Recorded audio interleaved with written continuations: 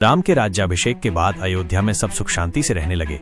लोग राम राज्य की प्रशंसा करते थे, लेकिन धीरे धीरे प्रजा के मन में एक शंका उठने लगी। कुछ लोग आपस में कहने लगे, हमारी रानी सीता तो लंका में रावण के घर रही थी, चाहे वे पवित्र हों, परंतु ये तो सबने देखा कि वे उसके साथ कैद में थीं। क्या ऐसी रानी हमारे लिए योग्य है? राम के कानों तक ये बात पहुंची।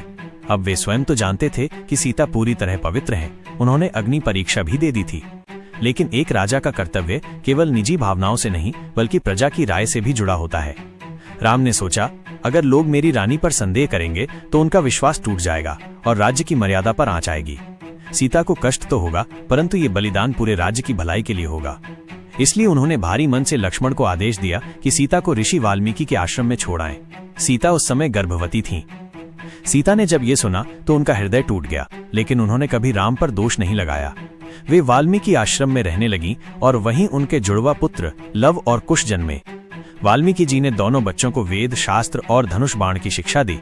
बाद में यही दोनों बालक रामायण गाते हुए अयोध्या पहुंचे और राम को पता चला कि वे उनके ही पुत्र हैं। इस प्रकार राम और सीता का मिलन तो हुआ, लेकिन समाज की मर्यादा के कारण उनका साथ कभी पूरा न हो सका।